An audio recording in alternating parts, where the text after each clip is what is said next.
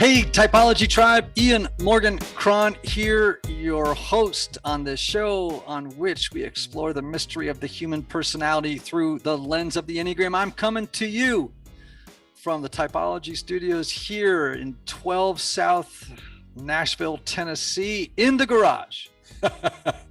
We are coming to you from the new Typology Studios in your garage upstairs, like we've heard all of the podcasts that are succeeding are doing. We actually bought this garage hoping that it would improve the quality of the podcast and attract people who would be impressed. You will go to, there's no links you will not go to no, I am not a proud man. I am not. And I'm hanging out here in the studio because guess what? What? Right now I have 8 adult children in my house and 4 dogs. 4 dogs? Yes. I know there's been 3. No. 2 and there's. We have 2. Kale and Marge have a husky. Okay. Yeah. I will circle back to the husky in a moment. And of course, Paul and Maddie have a big golden doodle, Indy. I didn't know they brought theirs with them. You know, let me just talk to you a minute about huskies. Now, Avalon is a cool dog. So I don't want to, I love Kale and Marge, but I got to tell you something, that dog sheds like it's mad at you. Do you know what I'm saying? You leave with part of the dog. Oh, no, man. You come pet the dog and you leave with part of it. Okay, so the other day, Percy, my little golden doodle, I look over him, he's got this big white thing in his mouth, right? And then, yeah, exactly. And then I realized he has a tennis ball sized thing of hair that he found in a corner somewhere. Was he hacking or? I don't know, man, but I was using the vacuum the other day and it started smoking. I mean, what do you do? That's hilarious. All right, let's talk about this incredible interview with Brett Hagler we got today, because it was an amazing conversation, wasn't it? Yeah. A 3 who is doing his work. Oh my gosh. And listen to this 3 resume, right? He is all about the intersection of innovation and impact. He's a cancer survivor. He's a Forbes 30 under 30, top 100 most interesting entrepreneurs in the world, at least according to Goldman Sachs. He's a speaker. He's an angel investor, co-founder of Home Team Ventures, which is an early stage venture. And he's 14. He's printing these 3D homes in these like really impoverished areas. I know. He's the chief of staff of New Story Charity, which we're going to get into on the podcast and what it's about. He said here's the thing that people can look forward to. Yeah. They can look forward to a guy who at 30 something is doing work that lots of 3s at 65 are only just beginning. That's right. Yeah. And you just got to wonder yourself, who is this person going to be at 45, 55, 65 if he continues on the trajectory he's on? He gives you a clear picture of how powerful this tool is. Yes. To be able to use it at the young age that he is. Yes. I was thinking of my children, just like, oh, this gives me so much hope for, even my own, like that they can go into their adulthood self-aware. Right. I had to spend the whole interview I know where you're going. dealing with my 4 energy that was comparing myself to him the whole time. Yeah. And then trying to manage a big ball of envy that was coming up and dealing with my feelings of inferiority. And what if I had done that when I was, blah, blah, blah, blah, blah. Anyhow, my issues. Let's get to this interview because it is fantastic. Everybody, this is Brett Hagler, Chief of Staff for newstorycharity.org, Enneagram 3 with a 2-way.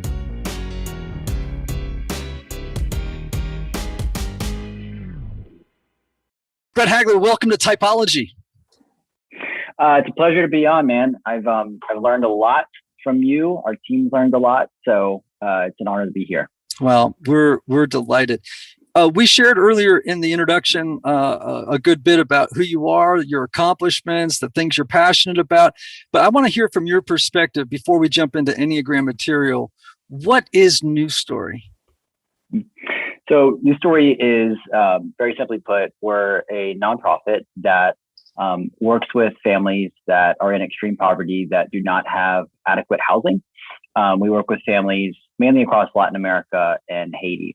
And we're able to team up with them and partner with them for multi-generational housing. And we are called New Story because we're trying to create a new story. Yes, most importantly in the family's lives, but also really a new story in how we think about kind of refreshing and trying to challenge the status quo with a lot of traditional charity methods. So we're trying to bring in new innovations and kind of be more,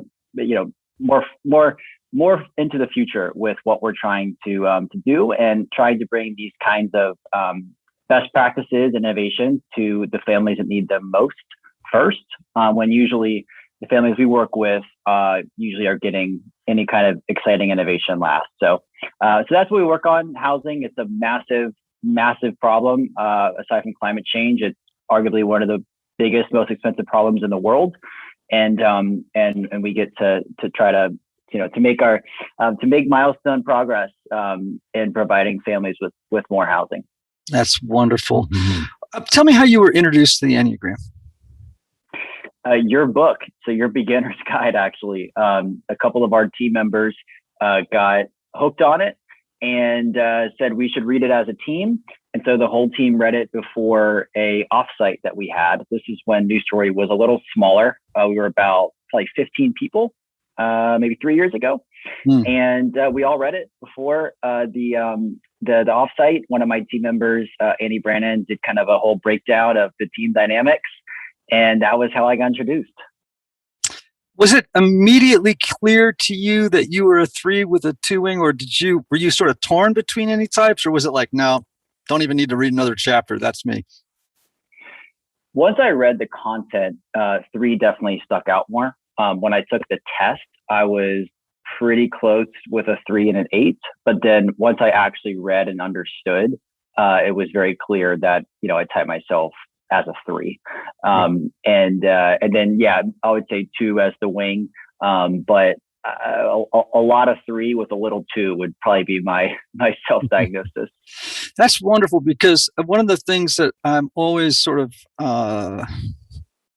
sharing with people is that there are gradations in wings, right? Like I'm a 4 with a heavy 3 wing, but I could have an average 3 wing influence or a light one, even to the point that it's like you could barely tell, Totally.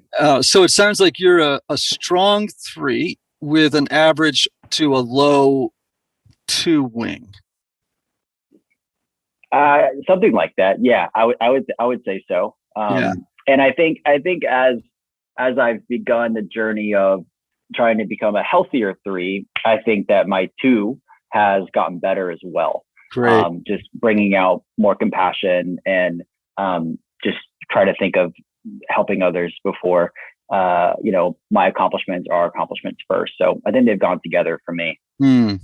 So you actually are raising a really great sort of teaching moment, and that is that people tend to think, I think, of wings as descriptive rather than prescriptive. So in other words, you have 2 wings, right? As I like to say, if a bird has 1 wing, it just flies in circles, right? So you have both wings, and what they offer us is opportunity to grow, right? What we want to do ultimately, as we do spiritual work, as we do emotional, psychological work, is to bring those 2 wings into balance so that they're both kind of flying, correctly, right? And efficiently.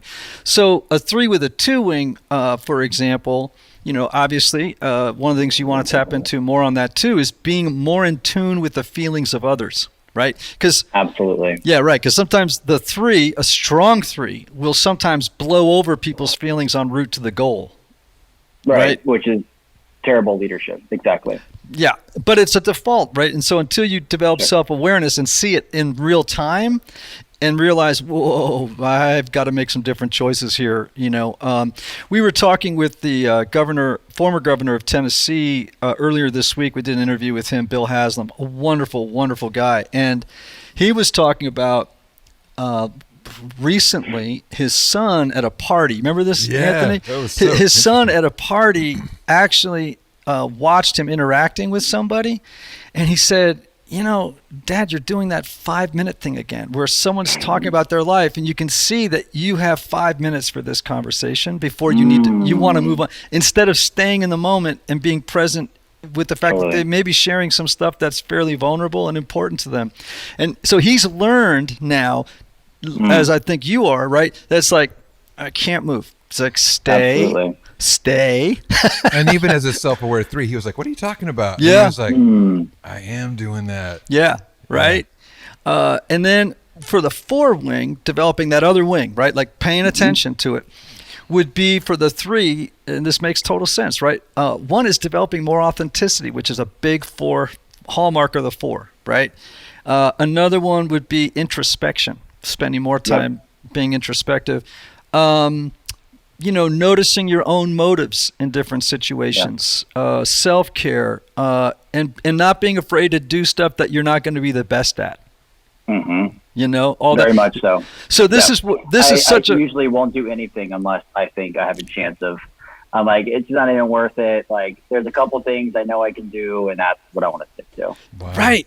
So I actually we had a 3 on once, and oh no, it was just a friend of mine. He said, I decided I wanted to learn how to play golf because I had a lot of friends who played. And he said, so what did I do? I took like 4 lessons a week for 6 weeks. You know what I mean? Like all in, right? I'm going to go, I'm going to be Tiger Woods in 6 weeks, right? And then I realized that I would never be as good a golfer as these peers that I want to hang out with. I just gave it up. That's like, if I couldn't be the best, I wasn't going to do it, I think for 3 is like saying, no, actually, I'm going to stick with it and be okay with being 3rd, and just not have to win. Okay. Yeah. Or having it as, I think what I've done maybe in the last couple of years is there are obviously a couple things that I do want to be intentional at improving at and becoming better at. And I'm trying to keep those to a smaller number of things. And then everything else is like, who cares? Who cares if I, am not doing well or, it doesn't matter, because in my head, I've said, there's only a couple things I like really want to, apply to my habits to, or focus or discipline. And like, those are going to be the couple things that I want to be good at. And then the other stuff, like, it's okay. Right. Right. All right. Tell me what you love about being a 3 and what drives you crazy about it. Well, I mean, love is, so I started this organization called New Story when right around my 25th birthday. And before New Story, I had 1 failed startup and then another failure right before starting this. So I was coming into it as a 3 with like, I mean, I was nervous, I was scared. And I decided to give it another shot. And I think when I decided to give it another shot, I applied all of my 3-ness at the time, which I didn't yet really understand the Enneagram. I didn't know I was a 3, right? And I just said, there are certain things that I am not naturally great at, right? That could be like, I'm never the smartest guy in the room. I'm never like, there's a long list of things that other leaders have that are way better than me. But what I thought I could do is I thought I can apply my focus, my habits, being organized, going after a big goal, breaking it down, like, and really just being just maniacally determined to make this happen. And that's what I did. And my 3-ness, went from starting an organization that was coming from basically had no experience, no money, no connections, like really nothing. And, I was fortunate to have 2 extraordinary co-founders, which is a huge piece of it. But a lot of the early days was, I don't know, almost like 3ing my way into us getting off the ground and getting some traction. And so that was, looking back in hindsight, so many lessons to take from that of what I want to continue doing in the future and some values that we've instilled into the organization that I think are good. And so that's maybe what I love about the 3 side. But then also in that, of course, came a lot of the bad. And it was about 2, maybe 3 years of maybe even more bad than good. And that's when, because I was coming off of 2 failures, right? I did not yet understand what something working really looked like, right? Because nothing yet was a quote unquote success yet, right? It was, maybe this guy has potential, he could do something one day, but like nothing was working. So when things started working, then I was like, wow, how do I deal with, like, there are really good outcomes. What am I measuring my worth by? Where am I getting my identity by? If started comparing to others, of course, of wanting to be the fastest growing and wanting to, be better than other, entrepreneurs, and all of this dark side of the 3 started to come in, and I didn't have the self-awareness to really acknowledge it. And so I would say for a couple years as an entrepreneur, I had a blend of some really, really good things and some pretty bad things that were more internal to me, where I wasn't talking about a lot of these things outside. It was just how I was, making decisions and thinking about the future. And I also am, I'm a strong believer. So my faith is really important to me. And I was trying to also work that out at the same time. So that was kind of from starting the organization at 25 to about almost 29, 30 was a really bad blend before I had self-awareness of I'm a 3, and like this is what a healthy side looks like, and this is the bad side. And the last 2 years, I think I've learned a lot. Have a long way to go, but we can get into those. But that was some of the good and the bad. Yeah. So, do you ever have a feeling, anxiety, depression? I mean, not necessarily full blown, but Sure. be feeling really down, or elation sometimes, and the feeling triggers a question, like rather than being on autopilot and just feeling anxious and maybe running I'm not saying those aren't bad interventions, but stopping in the moment and saying, so what's the source of the anxiety?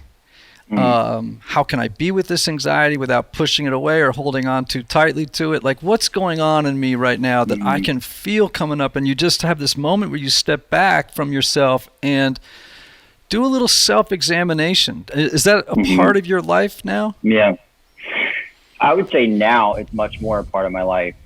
There were a couple years where I would absolutely feel that, and then I would just try to 3 my way out of it, right? I would try to compartmentalize and put the plan together, recruit the people I need to recruit, negotiate the way I need to negotiate, and just try to almost like brute force get out of it, right? And what I realized I was doing was I'm exposing myself to obviously a risk of it not working, and a risk of my worthiness and identity, and trying to compare myself to others, like that all just completely crumbling. And I think some of the anxiety came from, well, what if this doesn't work the way I want in 6 months? Because in my head, I'm thinking, okay, if this project works the way I want in 6 months, not only are we, directly helping the people for the 6 months we want to help, or are proving something we want, but it unlocks this whole next phase of momentum that I know is coming. And so I think as a 3 and as a leader, I would get into trouble because I would be trying to forecast so much into the future of all these things have to go right, and the dominoes, and I would get some of the anxiety would come in when I thought, oh no, it's not going the way I planned. And that means, these things, which, obviously may not be good for the organization, but also internally and for my own self-worth and my own feeling, I knew that was gonna hurt me. And so that was obviously not a healthy way to operate. But there was one moment when kind of everything started to change. So I was already aware of the Enneagram, and I got a spiritual director as well. Great. That was Enneagram background. Absolutely amazing. We meet twice a month. And there was this one project, and it was a really, really, really big project for a news story. High return, also a lot of risk. And it was the only time I haven't really been, I've been lucky, like not that much of an anxious person. Like, of course it'll happen sometimes, but there was one project where sometimes I couldn't sleep. Like it was the most like true anxiety I've ever felt. All because I thought, if this doesn't work, then all the numbers go down, all of the momentum goes down, and we're going backwards, right? And I just had this moment of just kind of writing everything out. I actually took a whole weekend away and faced it head on and just made a list of, okay, if this doesn't work, like what actually happened, that matters. What actually happened that matters for the things that I'm saying I'm prioritizing, which, we can get into that later. And it clicked that, oh, this is fine. It's not a big deal. Like it's, and that was very freeing. And so I've tried to build in practices like that where I'll zoom out, I'll get away. For me, I like to journal. I like to write. I like to write out lists. And I like to think the most important thing for me is trying to take a bigger picture perspective of aligning my values and what I've identified as what's most important. And as long as those things aren't being affected, then we're going to be okay. I just got to go like that. So good. Okay. Because that's a 3 doing good. That's any type doing. I'm talking to Anthony here. That's any type doing good work, right? The ability to step back and do healthy introspection alongside a wise counselor, right? Right. And strong work to say, what really happens if I don't execute this perfectly? Right. So it's sort of a perspective inventory. Yeah. And then you are able to step back too and disidentify who you are with what you do. And that's a particular weakness for 3s, but it's every single type because to some degree or another, right? It's a human condition. It's the human condition because you know what it is, Anthony?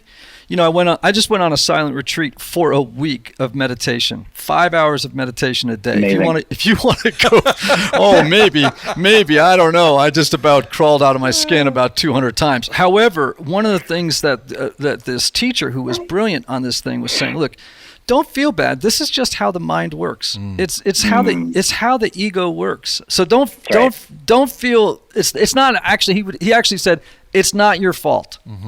Right. This is just how the ego thinks. It compares. It judges. It has a whole suite of behaviors that are self-defeating and actually create a ton of suffering.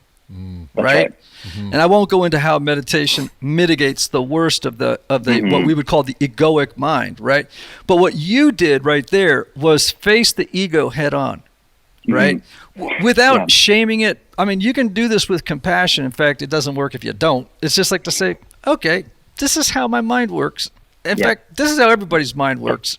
Totally. And I got to just deal with, what it's doing in the moment. That's creating suffering for me. That's right. Yeah. And then the other thing that I didn't have during this period where it was much unhealthier is I mean, of course, like as someone that's a follower of Jesus, I knew that was most important, but I didn't do enough work of like truly centering myself on, okay, now Brett, zoom out and what really matters? Like, what are your values? And so I did a sabbatical, a 1-month sabbatical. That was so really good. hard at first, hard to do. This was kind of in the height of us growing and having momentum. This was after about 5 years. And I did a sabbatical.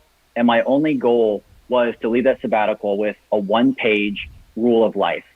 And the rule of life is basically just 6 values that I have and a vision for what matters to me.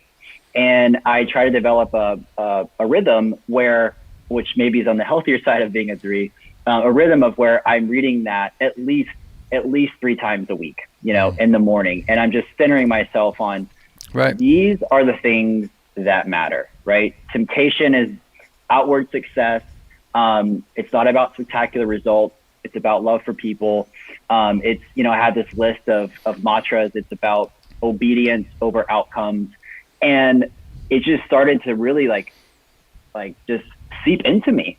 And obviously, of course, I'm still going to go back to, unhealthy versions of the 3. Of course, it happens all the time, but I feel like at least I have something to come back to that centers me. And I've taken the time to, for me, be with God, get clarity on this, say, okay, is this the thing that's most important to me? And if it is, then I shouldn't be upset, or I shouldn't have anxiety if things aren't going the way that I want, if they're not on this piece of paper that matter most to me. So that's another helpful practice that came a lot of it from self-awareness from the Enneagram. So I want to put a pitch in here for spiritual directors. That sounds like something that probably, correct me if I'm wrong, your spiritual director encouraged you to do, right? Very much so. But let's help people understand the difference between a therapist and a spiritual director, because they are 2 different disciplines and 2 different forms of training. And is your spiritual director a Catholic, by the way? No, she's would be I don't know the exact phrase she would use, but a Christian. Okay. So the reason I say it is that spiritual direction really, it grew out of the Protestant and Eastern Orthodox traditions, and then has, in maybe the last 30 years, grown in popularity among Protestants. So how would you compare the 2? I'm assuming that you've probably been in counseling or therapy before. How would you compare the 2? Because I'd love to encourage 3s and 4s and every type to get a spiritual director, even if it's in addition to a therapist. Very much so. Right? Go ahead. Tell me what you think the difference is. Yeah, I would say that my spiritual director, and her name is Julie. She's amazing. I think she cares. She's really caring about my soul, and she's really caring about. I have a phrase I use with her that it's more important of who I'm becoming than what I'm achieving. And becoming from a character standpoint, and even deeper than that, from a soul standpoint of who I'm becoming, and who, like, am I becoming who God has made me to be, and understanding the most important things that as a 3 that I struggle with, and she's able to just really guide me through that from a deeper, it feels like from a deeper place that is really to the core of caring for my soul. Right. And that's well put, right? In fact, the original word for spiritual director in these traditions just means soul friend. Wow. Is what it like means. That. And so or soul guide, right? And so what they're more interested in is what is the activity of grace in your life at this present moment? That's so right. it's not diagnosing, it's not That's dealing right. with some of the more therapeutic terms, which are valuable, but especially when they're twinned with spiritual direction. So I want to encourage everybody. In some areas of the country, it's hard to find a spiritual director. Here in Nashville, you could find a ton of them. You could certainly, I used to, like when I was in Colorado, I just called a Catholic monastery and said, I know you got some. And they were like, oh yeah, we got some. And I had a spiritual director, an Episcopal monk in Cambridge, Massachusetts at the Society of St. John the Evangelist. This guy, here was the genius of this guy. He would ask me questions that would throw me back on my heels. You know what I mean? Like, I'm a therapist, and usually when I go to therapy, like, I got to be with someone who's pretty good because I usually know what the next question is. Right. You know what I mean? If you're a musician, if the guy or the woman's got game, because they're bringing a wide vocabulary instead of the typical stuff everybody would do, right? Yeah. And so, like, one time, this guy said to me, he said, I was whining about my life, just how crappy my past was and my present was, my future was going to be. And finally, I think I've told this story before, he went like this. I swear his face got this big into the camera. You know what I mean? Like, and he has like little glasses, and he is like wearing he wears his little monk outfit, and he looks at me and he goes, Ian, this is your life. These are the cards. To what is God inviting you right now? Yeah. And I was like, I'll call you back. And I've not had a therapist ever say, so you see where it's going? Like the direction of it is more toward big existential questions about your life and your soul, So, I mean, one of the things that's impressive about this. Oh, go ahead. No, I was for spiritual direction, I think I've been doing it now for almost 2 years. And I have a lot of my executive team does it now. We offer it actually as a benefit, to our team. And I think it's one of the best investments you can make. I really do. Especially if you're in any kind of leadership, like it's not only in your personal life, but it's also, everything carries over into how you lead and how you show up. So I'm a very, very big fan. So did you know this, Anthony, that, and maybe some of our listeners don't know this, which is kind of, I can't believe I've never said this, but the Enneagram was originally used by spiritual directors to work with Catholic priests in training, novices. And actually, the novice oftentimes didn't know that the priest that was their spiritual director was using the Enneagram in their assessment of the novice, right? And so it grew, and then, of course, it came to the States, really, and emerged through the Jesuits. A guy named, I think it was Robert Oakes, of course, Richard Rohr, and others brought the Enneagram to wider attention, but actually it was kind of an inside baseball thing that actually people guarded other people from knowing about. Wow. So again, it was initially used only by spiritual directors. Wow. So I'm really glad that your spiritual director knows it and is using it in your work. All right, well then let's just talk about this. Your deadly sin, which I guess if you got a spiritual director at work with you, I'm sure that she's raised this to the fore, is deceit, right? Or which might, sometimes a very unhealthy 3 will deceive others, right, by presenting a persona or a mask with which they've become overly identified, and but usually it's unconscious. You know what I mean? Self-deception. Yeah, right? it's self-deception. Like the 3 themselves becomes convinced that they are the person they are presenting to you in the moment, and without realizing this is not my authentic self. I'm doing this for other motives, oftentimes which are not awesome. Has your spiritual director worked with you on that? Yeah, she has. I think that she's probably defined it a little different than deceit, but yeah, absolutely. And I think I've tried to set up certain habits to identify when that's happening, but obviously at the same time, a lot of it's unconscious. And so, for me, I think one of the best ways that I've tried to improve there is, I think that the closer I am, and just as a person of faith, like the more I'm abiding over striving, and the more I'm just like, into my good practices, in the Word, being attached to the vine, like that's the thing that if I'm doing, then, and this sounds, kind of cheesy Christian talk, but that is where I'm getting better fruits. And I think I've found myself to be less deceiving, or the mask will come on. And so there's different things I've tried to do, but that has probably been, and it's very basic, but hard. That's been the one thing that has helped me the most. So when I talk about the projected image that 3s that I'm not very conscious of, it's like when they're really unconscious, like a 3 at an investment bank, sometimes like they, are in sales or something, they're just changing masks all day long to not only win the admiration of the person they're talking to. Like sometimes a 3 will look in your eyes and you can see the question. And the question they're asking is, how do you like me now? Like it's like, all right, do you admire me?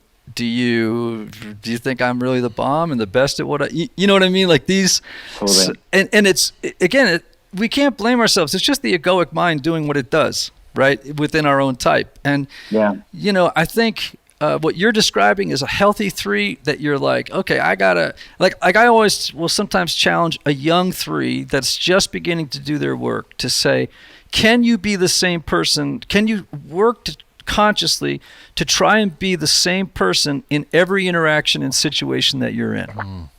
Just try to be the same person. Yeah. Right? To not change values to kind of like blend with the other person or to impress the other person.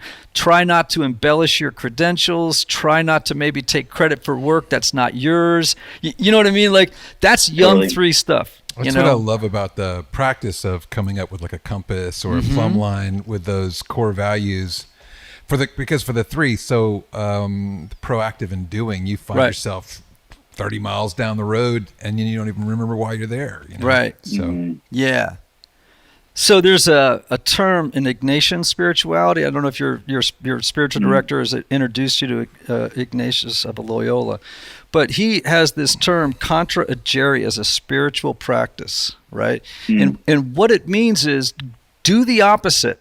Literally is what it means. Just do the opposite, right? So in the moment, it's like if you find yourself doing X, Totally. just go in the opposite direction. Like for me as a 4, like we were talking about this while we were setting up.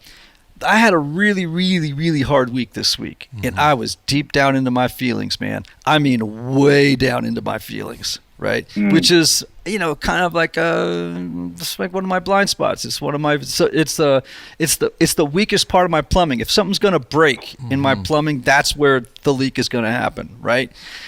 And I have to just sort of consciously step back and try to say, okay, we need to move out of our feelings into more critical thinking, right? And sort of evaluate this from an objective, get out of subjectivity, move toward objectivity, doing what you did, which is just sit down and write this stuff down and see that, this isn't the end of the world. That would be, so I could do that exercise for a whole different reason than a 3 would. You know what I mean? And it has different value, but it kind of gets me into a better space. That's good. Yeah. So for everybody, if you're a 2 on the Enneagram and you feel this terrible need to go meet the need of somebody else or whatever it may be, it's like, no, actually leave here right now and go address your own needs. That's right. And that's contra agere. Yeah, that's good. All right. Yeah, so it's an investment, right? It's an investment that you have to be intentional about the time. It's very easy to brush it off and not do it, but it's an investment that I think brings extraordinary results. Yeah, no question about it. Okay, so tell folks where they can learn more about New Story. Tell me more about like what it is you're doing, how they can get involved and be supportive, all that stuff. Yeah, so right now we are we're partnering with families mainly in Mexico and El Salvador. We can build a multi-generational house for anywhere between $6,000 to $8,000. That's a multi-generational home. And what's new this year is last year we did a big 3D printing project where we 3D printed the first neighborhood of homes in the world. And that was a big R&D project. We did an amazing proof of concept with our partner out of Austin called Icon. And you can see that there's a Apple documentary about it. And that's still going to happen, and we're excited for the next phases. But this year, one of our big initiatives is around loans and financing with the families we work with. So families that we work with can't get access to any kind of mortgage or loan, right? So we're trying to come in and innovate around micro mortgages and how could families pay for more of the house so that it's not all philanthropy, but it's a blended product of some subsidy, but majority is being paid by the families. And so ways that people can get involved is they can donate directly to a house, and 100% of that donation goes towards building a multi-generational home, or they can make a loan and be paid back. So those are the ways that people can get involved. Wow, love that. Can you come make me a 3D printed house studio? Maybe, yeah. We can set it up as sort of a demo model. Have people come over and realize that, Here in hey, I can South. do this for a news story in Haiti. This would be fantastic. We could be your Nashville demo scene, It could be the podcast studio. right? Yeah.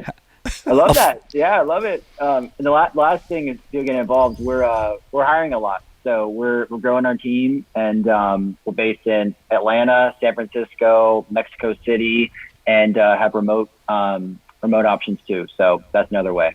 Ooh, I got a son in San Francisco looking for a gig, man. Cool. I'm gonna All right. send him your way. Man. Send him your way. He's a 7 on the Enneagram, man. He'll bring some optimism and juice. Fun. Trust me. Yeah. He's got all that for sure, right? I love it. Yeah. Yeah, I love it. Yeah. All right, folks. Brett Hagler on Instagram at Brett 2 T's BRETTHAGLER. Same thing on Twitter. New Story. Charity.org is their website. And if you want to learn more about Brett and his journey, you go to bretthagler.com. Brett, it's been a blast having you on. I'm so kind of envious, which is a 4 thing to be, that you are doing this work so early in the game. I can't tell you, I can think of one guy in particular. It is inspiring. I can think of one guy in particular who, if I were to talk to him about his journey, and he's 60 plus, he would be saying, this is that what you're saying right now is the stuff he's just starting to do. Yeah. Like he's just getting to it. It's super hard. I mean, I think, again, like, go to encourage folks that maybe haven't been as intentional as you could be. I really do think you have to think of it as an investment that is going to bring back just outsized return for the things that matter. Yes. And what I really good. believed was that if I get this right with a lot of my internal and personal things that are the unhealthy version of a 3, it's going to make me a better friend, a better son, a better boyfriend or husband, and then a better leader, right? Like, I know it's going to lead to me being a better leader. And so it's an investment that you need to be intentional about. But the good news is that it's a choice, right? It's a choice that you can make to go away on a weekend or be more intentional about zooming out and doing the work. So it has great returns when you go through it. Brett's putting on a 3 clinic. Man, that's good healthy stuff. 3 clinic. Yeah, totally. Right? Yeah. Brett, thank you so much for being on Typology. And Typology listeners, remember these words. May you have love, may you have joy, may you have peace, and may you have healing, may you have rest. Until next time. Anthony. Yeah. That was strong. Would that I were him. That was inspiring. I mean, you and I both, we've experienced people in health and people that are unhealthy in their numbers, and this is a strong version of a 3 who's doing his work. Yeah. And it makes me excited for the potential of people using this tool. I am with you 100%, and I hope that a lot of people give this episode away to other 3s they know. Yeah. Right. I think that would be really exciting. What are some of your takeaways from this that inspired you? Well, for sure, I'm gonna, like I told you, we both had hard weeks. Mm-hmm. We spoke about that before we started, this morning, and I'm gonna sit down and do that values inventory, and then also ask myself the question, like, okay, what's the worst thing that could happen as a result of the things you're struggling with right now? And take the charge out of it, because I'm a catastrophizer. Right. I tend to get something in my head and I start running with it, and suddenly the molehill becomes an entire mountain range. Yes. The story starts running and it gets more dramatic and awful, and it's like, whoa.